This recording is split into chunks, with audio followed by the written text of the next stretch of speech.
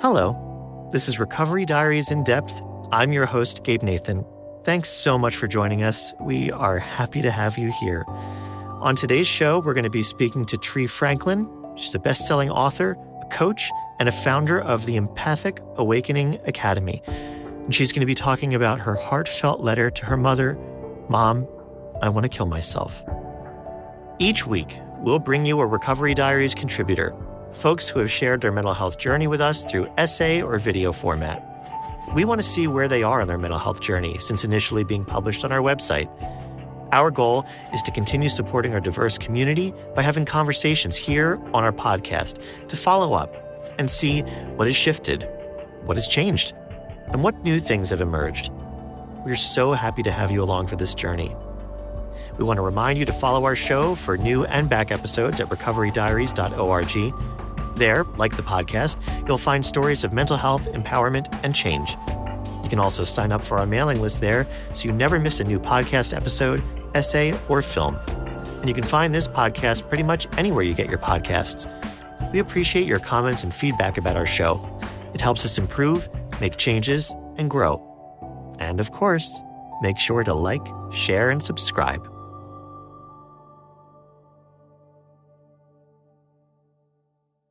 Tree Franklyn, welcome to Recovery Diaries in Depth. It is so delightful to have you on the show. Thank you so much for being here. Thank you, Gabe. I'm so honored to be here. Thanks for inviting me. Yeah, it's a pleasure. And this is a new podcast, and it's so exciting to have you on as one of our very first guests. And I don't know, I view this as such an exciting opportunity to talk to people I like about a subject that really interests me, which is mental health. So this is like the greatest thing in the world for me. I hope it's good for you too and enjoyable. It is. I love talking about mental health, even though sometimes it's pretty depressing. But you're laughing. Yes. So we're off to a good start already. Yes, absolutely. You know, I think it was Charlie Chaplin who said that we laugh so that we may not weep. You know? I love that. I mean, and it's true because it is hard to talk about and it is depressing at times, but it doesn't have to be. And I think that, you know, we lose so much when we forget that we're not just our mental illness, right? We are whole, complex individuals with senses of humor and silly things that happen to us during the day. And, you know, we're all of these things. And I guess my first question for you is, as an advocate and as someone who talks very openly about her mental health, what do you do to fill your tank and to make sure that you're not losing all those other bits and pieces of you that may not be getting as much attention day to day? I'm really spiritual, so I have to do things that feed my spirit. So whether it's just being in nature, being around trees, doing silly things like talking to the trees and hugging trees and, you know, talking to bees and flies and birds and having conversations with them, it makes me feel very connected to this bigger world, to this bigger something. Like there's something bigger than just our humanity and our emotions and our struggle. So those things I really make time for, whether it's just even 5 minutes sitting outside and looking into the sky. What is your favorite tree to hug? Do you have a favorite? You know, surprisingly, I did an allergy test 4 years ago, and I'm pretty much allergic to all of nature, trees and grass. And do you have to pop a allergy pill before? No, I just suck it up and I just hug them anyway. Every once in a while, I pop a Zyrtec. There you go. Just because I get too rashy, but I try not to do that all the time and every day. But I'm pretty much, for some reason, my body is allergic to a lot of grass and trees and shrubs, and I just love them anyway. I love cottonwood trees just because where we go fishing, my favorite spots to fish, they have a lot of cottonwood trees out there, but I don't care that I'm allergic to them. They're my most highly allergic tree. Oh my God. Where are you geographically, roughly, in the world? Right now, I'm in Southern California. Southern California. Okay. Yep. You said something about allergies, and I said, do you pop a pill? And you said, no, I just suck it up. I was driving behind a van yesterday that had a bumper sticker that said, suck it up, Buttercup. And I was thinking about mental health, and I was thinking about suicide and about what we know now that we didn't know before, or that we knew about but didn't care. That when someone and would be struggling with mental health, or they would sometimes get that refrain, hey, suck it up, Buttercup. And I was thinking about why someone would put that on the back of their van, and how it's just the total antithesis of what we want to be teaching kids. And I wanted to know if you had any experience like that growing up, with that kind of like suck it up attitude, maybe when you were in your earlier days of struggling, or is it something that you maybe told yourself in your early days? All the time. I told myself that. I told myself, why can't you just let it go? Why do you have to take everything so deeply? And why do you have to feel so intensely where everybody else just sort of brushes things off and they seem okay? And so I think a huge part of depression that actually makes it worse is our attitude towards ourselves and saying that we shouldn't be this way. Life is, there are so many good things happening for us, and why are we so depressed? And we can't really pinpoint the reason. And so we sort of blame ourselves for it, where everybody else seems to be able to suck it up and be okay with things and brush things off. And for us, we feel really deeply if we're struggling with mental health challenges. And I think that shame and that feeling of I'm not doing well, I'm not doing good enough, I'm not strong enough to make myself feel better, that sort of thing. And I think it's pretty dangerous, that suck it up, Buttercup. In some ways, it can be pretty dangerous in the context of when someone is really depressed. You can't just say suck it up and they're like, okay, great, I'm fine now. Well, it's like telling a person with anxiety, don't worry so much. It's like, oh, right, wow, yeah. Why didn't I think of that? Right. Very smart. Right, yeah. There are times, like I was in Vietnam, like 20 years ago, and we all rented scooters, me and two of my friends. We rented scooters and we went into town. We hired this person, took us real deep into like this third world town. And we got stuck in a huge, heavy rainstorm, and we had to ride our scooters back. It took about an hour in heavy rain and torrential downpour, and we were not prepared for it. We didn't have rain jackets or anything because earlier in the day it was nice and warm and sunny. And I was so scared, and I was so freezing, and I was so cold. And we all just had to keep moving because our scooters were running out of gas. We just had to get back to the hotel. And I told myself, suck it up, suck it up, suck it up, just go. Because I really wanted to stop and cry on the side of the road. I really just wanted to stop, what's happening? It's just too intense. But you can't. You have to get back before you run out of gas or before it gets really dark. And so that advice really helped me at that time, and certain times where you just have to keep moving and you have to keep going. But for the most part, suck it up or don't worry so much. It doesn't really help on a day-to-day basis. And I think the other thing, too, that you said earlier also, that everyone else can do it. Everyone else is, but that's bullshit, too, because they're not we have this idea that we're not okay, but everyone else is. And the reality is that no one's okay. Everyone is struggling. Everyone is faking it. Everyone, doesn't know whether to shit or go blind, for lack of a better term, right? But we have this idea that it's just us. And where does that come from, do you think? I think it comes from us not being open to talking about it. Like you and I are talking about it, and there are a lot of websites and podcasts and social media and things now, and it's becoming more and more open and okay for people to talk about it. back in the day when I was in my 20s, obviously there was no internet. Nobody was talking about it. Everybody was faking it. So you look at everybody faking it, and you think everybody else is doing well, but you're right. Everybody else was just pretty much suffering as much as I was, but nobody talked about it because it was a stigma. It was, back then, we thought it was a weakness, an inherent weakness in ourselves. And now I think there's so much education about it and information about it that we're realizing that it's not necessarily a weakness. Sometimes it's our biology, it's our chemistry. Sometimes it's just certain adaptation skills that we need to learn. It's just a whole combination of things. And we are realizing that it's not a flaw in us. We were not born flawed. And now we're stuck like this for the rest of our lives, whereas we used to think it was. Can you talk to me about those earlier days for you, when you were first struggling with mental health and with suicidality? How did that come about, and how did that manifest within you?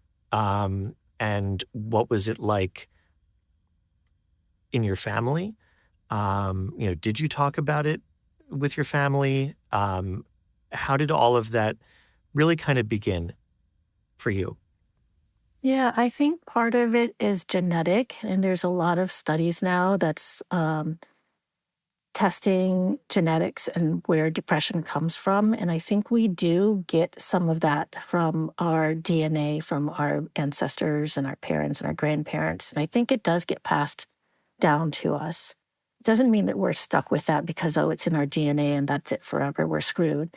But it just means that we can at least sort of forgive ourselves for having taken on someone else's emotions and pain. My father, I think he never talked about emotions at all.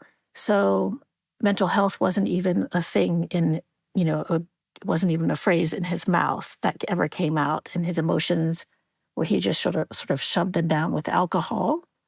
And he suffered from very severe PTSD from the Vietnam War, which is where I sprang from. My dad was in the military, American white in the military, went and met my mom, who's Vietnamese, in the Vietnam War, and then had some babies and brought us back to the U.S.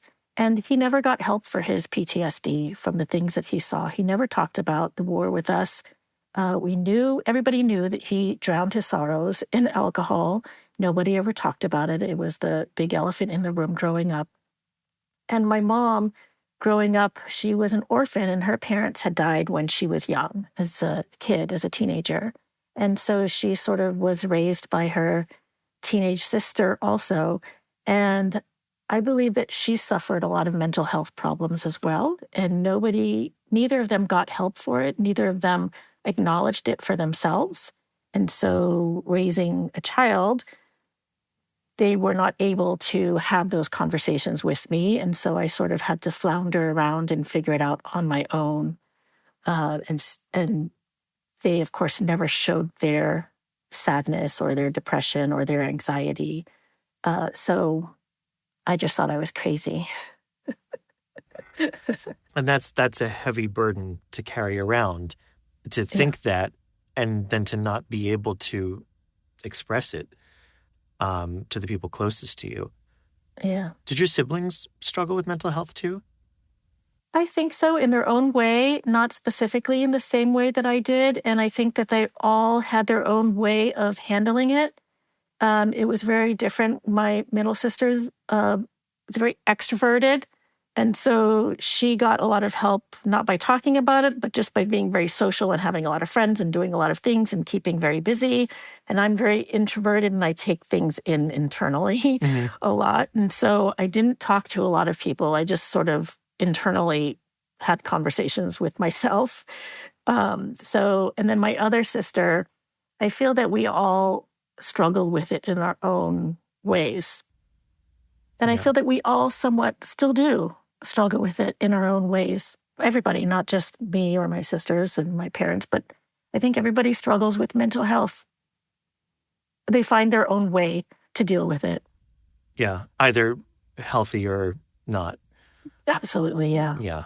Can you talk a little bit about how and why you first really dipped your toe into putting yourself out there in terms of mental health advocacy. Why? And what was your first, foray into kind of being a little bit more public like? And then I have a follow-up, but I think I've asked you too much, so I'll just hold back for a minute. It's all good. I started a side blog, like a side hustle. I started a blog online, and I was just writing about things in general. When you start a blog, you don't really know what the heck your niche is or narrow down or all of that stuff. You just write for the sake of writing. And I wrote Dear Mom on my own blog, and it was just very cathartic for me to write that. It was really more for me than anybody else, and I was feeling real happy at that certain time in my life, and I wanted people to know that just because you are in this way, it doesn't mean that you have to be in that way forever. Yep. And that there is light at the end of the tunnel. And my blog, somehow all of my writings tend to go towards emotions and emotional things and healing. And so I got a lot of people who signed on, my subscribers, and they always asked me, how can you be so happy? And what did you do? And so I was like, you know what? I think people really need to hear this, that when I was really down and depressed, I thought that was it. Like, that's it. There's no more future for me. This is the way it's going to be forever. And there's no light at the end of the tunnel. I'm just cursed for this, and I probably deserve it, and blah, blah, blah. And so I didn't want anyone else to feel that way. And it took me a long time to climb out of it. And I think a lot of people nowadays are looking for that magic pill, whether it's a physical pill that they take or an article that they read or a new book that they read, and they think everything's going to be hunky-dory and wonderful from then on. But I want people to know that sometimes it's a process. Sometimes it's a long journey. But regardless of whether it's a long journey or a short journey for them, it's still a journey, and there is light at the end of the tunnel. That's why I started writing about it. And that's why I love talking about it now. I can't believe that was really your first public piece, Dear Mom. Yes. Yes. To that level and that depth. Yeah. And I think, what you were saying about feeling that way, that this is what I'm cursed to be forever. This is just how it's going to be. This is my story. That I'm depressed. I'm feeling suicidal, and that's just what it's going to be. That's suicide right there. It's helpless and hopeless, and we combine that and lock that in, and that's a really, really dangerous place to be. And so I think it's so lovely that once you were out of that, that you felt confident enough and like stable enough and well enough to be able to communicate to people, no, that's not your story. You're not doomed. You can climb out of that. Because I think it's one thing to tell people, you got this, or you're not alone, or you can do this, but you're actually showing them, you're providing this personal story that really shows people you actually can get better. It's a really beautiful thing. Yeah. And it's also, because I heard when I was depressed, people saying exactly what you just said, like, you'll get over it, you'll get through this, and all of those things, but they're very flippant remarks. When you have someone who's actually been through it and they sit with you and they actually say, yes, you will get through it, and that they know what you're talking about, they've been through it, rather than just a friend or partner saying, oh, you'll get through it. It's just a difficult time. You'll get through it. It makes you feel like you're being dismissed when people say that, right? Yeah. But when people actually really do understand what you're going through and can actually sit there in that pain with you and allow you to be in that pain and not try to fix it and not try to help you, but just sort of be there with you, then it does give you that sense of hope, and it gives you that feeling that you're not alone. Well, let's share that sense of hope with our listeners. If you would be so gracious to please read your essay. We would love to hear it in your voice. It is called Dear Mom, I Want to Kill Myself. Okay. In my early 20s, I was diagnosed with manic depression, now commonly known as bipolar disorder. I had suicidal thoughts every day for nearly a decade. Starting from my late teens, I wanted to die. Every night, I would fall asleep to a tear-soaked pillow, begging a cruel, invisible God to have the mercy to let the bed swallow me up so I could disappear. And every morning, I would wake up with strands of clumped, tear-dried hair, furious that I was still alive. On multiple occasions, I've held a knife to my wrist and neck and a gun to my mouth and temple, and on every occasion, I was too scared to follow through. Weak, loser, can't even kill yourself, can't go on living and you can't go on dying. You're pitiful, useless. One quick little push through the flesh, one tiny little squeeze of the trigger, that's all it takes. And yet you can't even get that right. The world would be a better place without you in it, taking up so much worthless space. You're a disgrace. These are the thoughts that went through my head every day, and that was my reality. I was living in a black hole, its powerful gravity sucking me in, pulling me down. I desperately tried to claw my way out of it, but it was a constant struggle to hold on, to stay alive just one more day. And the worst part, no one understood. In a world of 6 billion people, I was alone. Everyone else seemed happy and unaffected, light and carefree, and I was the opposite. I felt everything, especially the darker, heavier emotions. Little things made me so sad, and I cried all the time. Somehow I missed the memo on how to be happy, or maybe I just wasn't good enough to deserve what everyone else seemed to have. The ones who were close to me tried to help, but their attempts at care always made me feel worse. I remember the utterly helpless look in my mom's eyes one day when I was visiting her in St. Louis. We were in her kitchen, and she was cooking bacon over the stove, flipping each wavy piece with a fork as they sizzled in the oil. She stopped between pieces, turned and asked me for the 100th time why I was so sad. I was sitting at the table alone, and I looked up at her, wanting desperately to have an answer for her, but I didn't. There was no reason. I couldn't point my finger to anything and say, this is it. This is the reason I'm depressed. It was just a general, all-around feeling of hopelessness and worthlessness, of not belonging. And sad was such an insulting understatement to how I really felt. When I tried to explain all that to her, her eyes died, and I saw the dark clouds that surrounded me starting to envelop her. I felt her helplessness, in addition to mine. It's one thing to be depressed. It's another to see my suffering spread to someone I love dearly. That was when I learned to put on a fake smile, to pretend that things were okay, when deep down I wanted nothing more than to die. I never wanted to see that look in my mom's eyes again, and I never did. But years later, I discovered that she had learned how to put on a fake smile too. When I pretended that everything was okay, she pretended to believe me, because she didn't know what else to do. And the worst thing for a parent is to see their child in pain and not be able to help them. So I wrote this letter to my mom and all the moms and dads and loved ones who know someone battling depression. If you really want to help them, study this letter closely, take it into your heart, commit yourself to the steps involved. It may not seem like much, and it may even be impossible at times, but let me take your hand and guide you into the mind of your daughter, your son, your husband, wife, friend, sister. Allow me to show you how you can help them through their darkness so they can emerge on the other side lighter, happier, free from that despair that keeps them shackled and living the joyous life they truly want and are fully capable of having. I live on that other side now.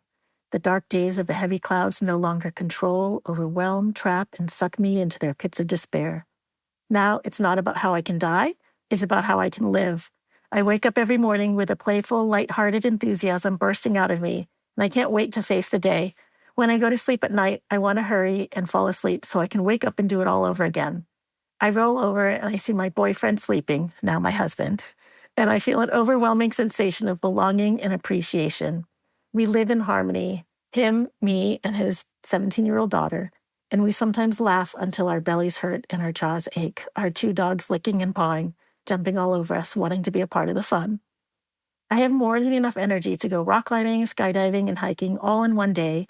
I don't snap at people, I'm not annoyed easily, and I have mental clarity, awareness, and presence to spend quality time with my family and loved ones. I'm not an outsider anymore, and I'm no longer living in my head or inside my dark tunnel of self-pity. In fact, I look in the mirror and absolutely adore the woman staring back at me.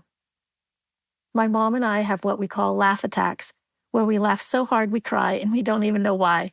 One of us might have said something mildly funny, and that's enough to set us off into crazy, contagious laughter that spreads to my sisters and anyone within an earshot radius. I feel bold and courageous, and I welcome challenges, knowing if I can get through an entire decade of wanting to kill myself, that's 3,650 days, I can get through anything. What doesn't kill me only makes me stronger, and damn, am I strong. If you look up strong in Wikipedia, you'll see my picture, and I'll have a real, genuine smile, not a fake, upside-down frown. If you want to help your loved one get to this other side, this letter's for you. I know that everyone's different, and depression is not the same for every person, and what works for one may not work for another, but hopefully this can serve as a general guide to help you into the mind of your loved one. I went back in time and wrote it from the point of view of where I was in my darkest days. I wish my mom had this letter back then, if not for me, then at least for her own sanity. And I wish I had this letter too, so I could soothe myself when I was inconsolable. If you're depressed, maybe this letter can console you too, to soften even 1% of your pain, because sometimes that's all it takes to get through to the next moment. Dear Mom, I hate seeing that look in your eyes, the one that tells me your heart is broken. And worse, that I've broken it. It churns my stomach and frankly disgusts me to know I am the reason you feel so helpless. I know you feel like a failure, like a bad mother. Please let me assure you that's the furthest thing from the truth. I know you want to help me, and believe me, there's nothing more I want than to be helped, except the times I'd rather just die. It's nothing more I want to feel good again, or maybe even for the first time. I don't even remember what good feels like. Did I ever feel good? All I know now is darkness, heaviness, and suffocation. I can't breathe, Mom. It's like there's not enough air, like someone turned down the oxygen level on Earth, except everyone else seems to be breathing just fine. I'm gasping for air, but there's not enough to take in. I'm dying, slowly, painfully withering away. I want to get it over with and die already. I'm tired of suffering, of feeling so bad all the time, and I'm tired of watching everyone around me try to make things better, only to make things worse. And then I feel me even more at fault for making everyone feel so bad, and that makes me feel like an even bigger piece of shit than I already am. It's just a never-ending cycle of shitdom. Remember when Dad used to rip off my Band-Aids? I wanted him to go slow because I was scared and it hurt, but he yanked them off in one quick pull. I never liked it always hurt, but it was over in 2 seconds, and that's why I want to die. It will hurt, but at least it will be over quickly. At least then it will be done. End of story. No more pain. I'm already hurting anyway. Let's just get it over with. But you know what, Mom? Despite how incredibly freeing that sound, there's a small but loud part of me that inherently knows it really won't be over. Maybe for me, who knows? But certainly not for you, Dad, or my sisters. You will all have to live with my choice for the rest of your life. And I think that's what keeps me going. I cause enough pain in life, I don't want to cause any more in death. You see, Mom, you don't realize how much you are helping me simply by being alive. Your life is the reason I am not dead. So how could that possibly make you a failure? In my book, that makes you a savior. When I hold the sharp steel blade to my wrist, summoning up the courage to slice through the skin, you're in the background of my mind. Knowing how devastated you would be if I took my own pitiful life makes me put away the knife and pretend just for one more day to be happy. You try all these things. You tell me to look on the bright side, smile more, fake it till I make it, do this and do that. And while none of it helps, I know your intentions are pure. You really are trying to help. But it's not working. And I see sometimes when you get frustrated and angry, you're not so much angry at me, you're angry at your own inability to help, your own helplessness. But you lash out at me because I'm the one standing there reflecting your own helplessness back at you. I'm the one in front of you still in my own suffering as proof of how helpless you truly are, how futile your attempts despite everything you've tried. And I know you have tried and tried and tried. It must be tiring for you, Mom. You must be exhausted. So let me tell you what would help. And I'm sorry if this hurts you to hear, but I have to be blunt and honest or else you won't hear it, and I won't be saved. 1. Enough with the fake it till you make it crap. I don't want to turn my frown upside down. Do you honestly think a simple direction change of the curvature of my lips will solve this deep critical problem? If I had a knife stuck in my chest and a gaping 6-inch hole pouring out blood a gallon a minute, would you suggest putting one of those tiny round Band-Aids on it to make everything all better? That's exactly how it feels to be told to look on the bright side and think positive thoughts.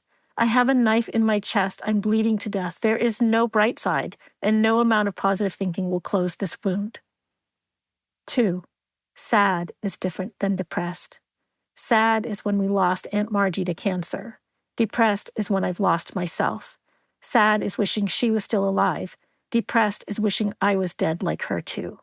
I feel dead inside. There's no one home. Only someone must be home because that someone is exhausted, numb, and aching all at the same time. 3. Being depressed is like having a constant, dense fog follow you around 24/7. Only it's not just surrounding you, it's inside you, in your brain. I can't think clearly, it's foggy in here.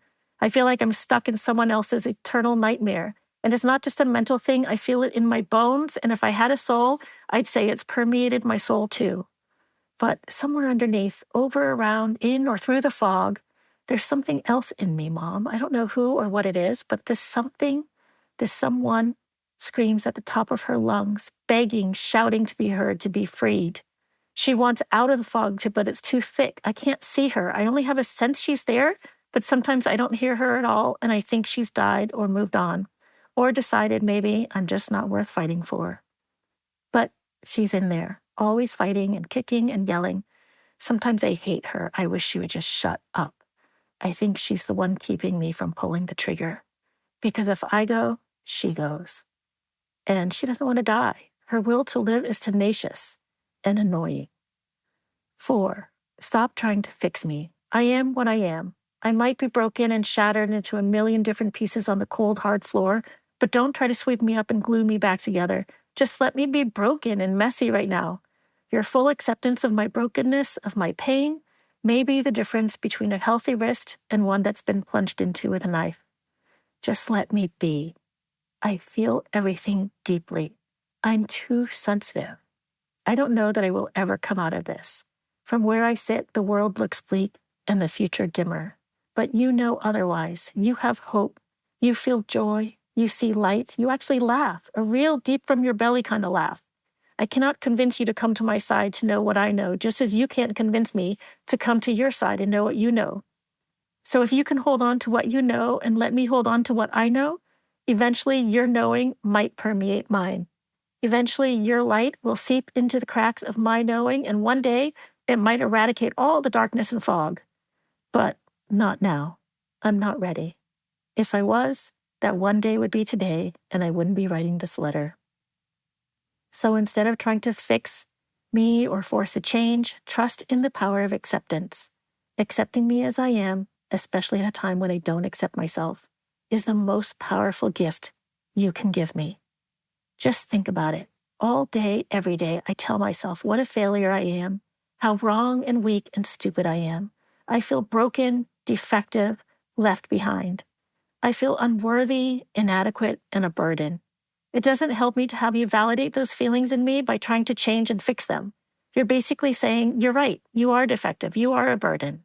If I wasn't, you wouldn't try so hard to fix me, and I wouldn't see that helplessness in your eyes. I know it's really hard for you to watch your little girl in so much pain, and your motherly instincts are going haywire trying to make it all better. But I am telling you now, if you could resist your temptation to, quote unquote, make it better, put aside your urgency to fix things and just be here with me, in my presence, in full acceptance of where I am right now. I will get better faster than any other tools, tactics, and tricks you use to try to fix me. I know your mind is freaking out right now. That can't be enough, you're thinking. There must be something more you can do. Just sit back and accept that your baby's on the verge of suicide every day? Hell no. I get it, Mom, and you're right. There is more you can do. If you don't heed any of the above and just do this one thing I'm about to show you, you will still help me tremendously, and I guarantee you, if you do this consistently, exactly the way I show you, in time, I will rise out of this depression. In time, I will get better. In time, your baby will rediscover her worth, learn new ways to think and behave, and she will be happy again. It is possible, and here's how. 5. 2 words. Listen, repeat. That's it. If I say to you, Mom, nothing's going right in my life. My boyfriend dumped me. I don't have any money for rent and I feel like a failure. I want you to say back to me, you're saying nothing's going right in your life. Your boyfriend dumped you. You don't have any money for rent and you feel like a failure. Am I hearing you right? Or you can paraphrase it by saying, you feel like a failure because everything's going wrong. You don't have any rent money and your boyfriend left, right? I want you to keep doing this until I stop talking. Keep listening to what I say and keep repeating it back to me. Eventually, I will run out of things to say. It might take 5 minutes, 15, or 30, but I will stop and I will feel exponentially better. How does this work? This kind of active, reflective listening was developed by a brilliant psychologist and founder of the humanistic approach to psychology, Carl Rogers. The idea is that everyone longs to be listened to, acknowledged, and understood. We all want to be heard and validated, even if what we have to say is not true. Our need to be understood is more important than what we say. Depressed people need understanding the most because no one wants to listen to them or talk about it, and eventually people fall away or distance themselves. Understandably so. If I tell you I'm a useless failure and you spend the next 20 minutes trying to convince me otherwise while my eyes gloss over, both of us will end up frustrated and banging our heads against the wall. It will not be as effective as if you spent 5 seconds repeating my feelings back to me. In doing this, you validated that my feelings are important and showed me that you care enough to listen and truly hear me, even if you vehemently disagree. People always make sense in their view of the world. Instead of dismissing what they think as crazy or untrue, try to understand their view, even if it's ridiculous. When you start listening and repeating what I say, I feel as though you aren't dismissing me and that you're actually trying to understand me. Sometimes just being acknowledged and understood is enough to catapult me into a softer feeling place so I can think more clearly and cope better. This seems too simple to work, and you're surely having doubts, but all I can say is try it. My world is very dark, Mom. I'm here all alone, and no one wants any part of it. The only ones I can talk to who understand are other depressed people, and we both know you can't lift someone out of quicksand if you're stuck in it yourself. Will you please be the hand I reach for to help me keep my head above the surface? I have no one else, not even myself. Thank you, Mom, for everything you do. And I'm sorry I'm such a lousy killjoy of a daughter. One day I will make it up to you. One day, with your help, maybe we can go for ice cream on the beach, lay down a blanket in sand, and watch the sunset into the ocean together. And maybe I'll turn to you happy tears in my eyes and thank you for not just giving me life, but for saving it. I love you forever, your depressed daughter. If you or someone you know may be in crisis or considering suicide, please call, text, or chat the Suicide and Crisis Lifeline at 988. Tree, it's such a beautiful piece. And what I love about it, I love a lot about it, but it resonates so deeply with me because when I read it and when I hear you read it, I'm thinking about my father who just wants to fix everything. And that's the way he shows love. And that's the way he feels powerful. If he's fixing something and if there's a problem, he's on it. And even when there's like a simple, tangible thing that he can do, like, can you pick up the mail while I'm gone? He is so excited to do it because it's, oh, my son has a problem and he's coming to me and I can do this. Yeah. But when I was a kid and I was severely anxious and depressed, they didn't know what to do and they couldn't fix it. And I have a lot of empathy for him, especially. Coming from a different country and a different era where mental health was just not a thing. And we didn't have the same language for it. And there was just no way to fix it. And your counsel to your mom, particularly the last item of just listen to me. And that will be enough. It seems crazy that will do anything, but really it does everything. Yeah, I agree. And I think when we can just be there for anyone, whether they're going through a mental health challenge or just having a moment, if we can just be there and not try to change their mind or fix anything, then we do validate their existence, basically, right? We validate them for just being who they are. And I also get from your father's perspective, as much as we who are struggling with mental health feel like failures, a parent, any parent, as you know, being a parent, any parent just sort of feels like, wow, what did I do? And what can I do? How the hell do I deal with this? Yes, yeah. And so they feel somewhat of a failure as well when parents see their children suffering. They're like, did I do something wrong? What can I do better? That sort of thing. And there are no answers. So there's a struggle all around. Did you share this with your mom when you wrote it? I did. Like yes. right when you wrote it? I shared it not immediately. I wasn't sure how she was going to be able to handle it. Because I don't think that I ever told her that I held the gun or a knife, that I was that suicidal. She knew I was depressed, and we talked about being depressed. I never told her about all the times that I tried to or wanted to die. I didn't tell her how bad it was because I just saw her eyes die when I would try to even talk about being depressed. And so when I finally did share it with her, she said, wow, I had no idea. Why didn't you tell me when you were going through it? And I thought, you couldn't even handle the fact that I was depressed, let alone suicidal. And why would you put that on? I didn't want to put that on to her back then. So I knew there was nothing that she could do. What kind of conversations did it open up conversations with her? Did it generate more understanding from her, a deeper connection between the two of you? It did. And she actually took that letter and she sent it to some of her family members because she said they need to hear it.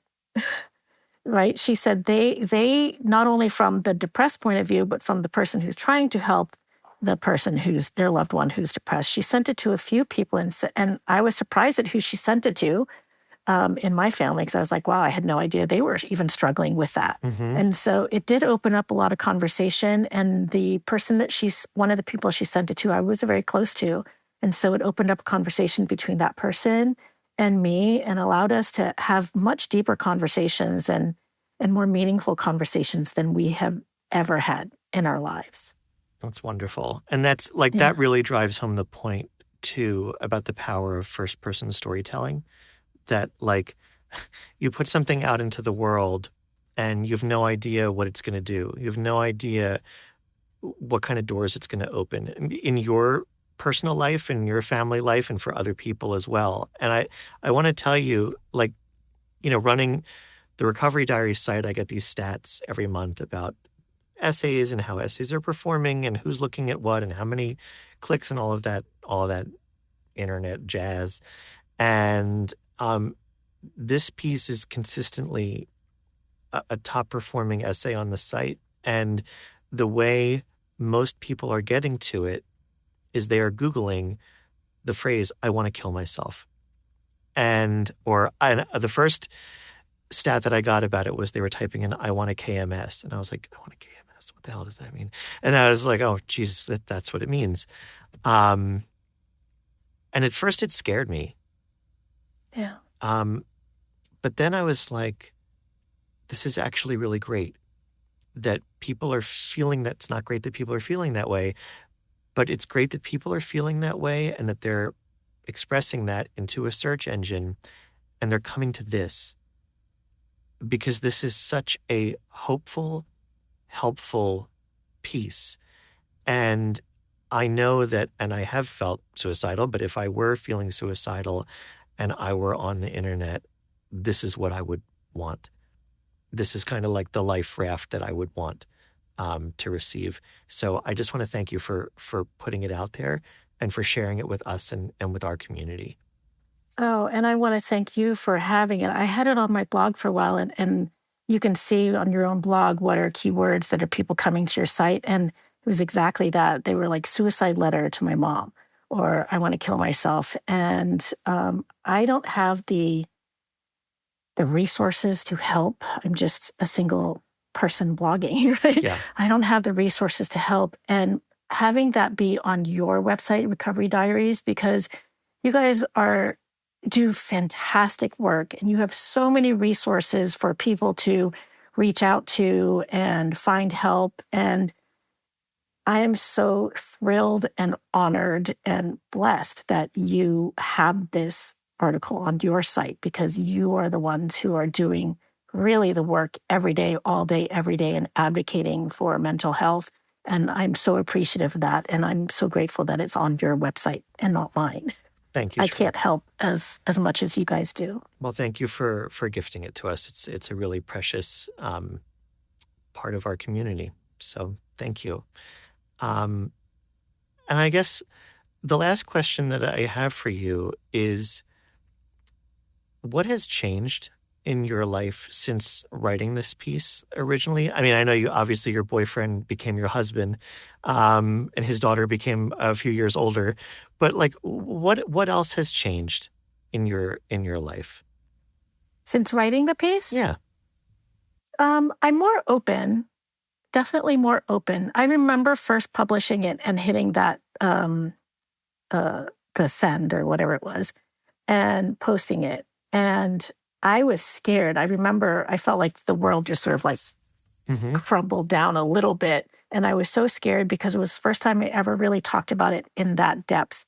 And now I'm very open to talk about it. And I don't have any fear about talking about any of those experiences. And some of my coaching clients, I go much deeper into the actual experience of trying to kill myself. And it doesn't affect me in a negative way anymore. It feels very open and free. And it feels, I feel like other people need to hear it. And so that's really what's changed in me, is that I can be a little more authentic about those experiences and not have to hide it and not have to worry about what other people might think of me.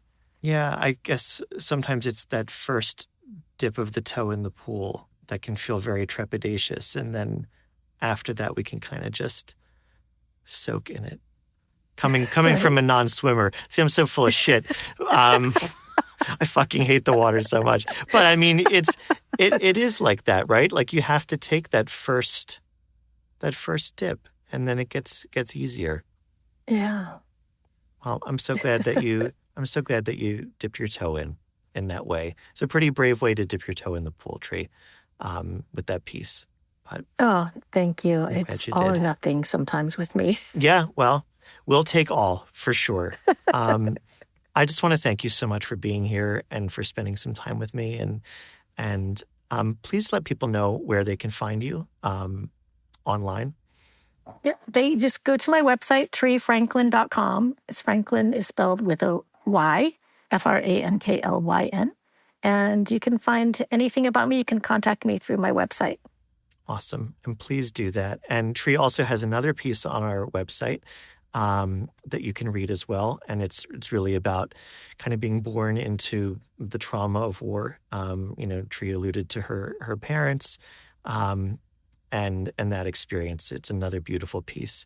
And maybe there'll be a third someday on our site. So keep that door open. Yes, would love that. Thanks so much for joining us, and take good care. Thank you, Gabe. Appreciate you. And you. Bye. Thank you again for joining us in conversation today. It's beautiful to see the progression of our contributors. Very special thank you to Tree Franklyn for joining us here today on Recovery Diaries in Depth. Tree Franklyn is a best-selling author, coach, and founder of the Empathic Awakening Academy, which helps sensitive empathic people master their energy so they can heal their past and create a new and empowered future.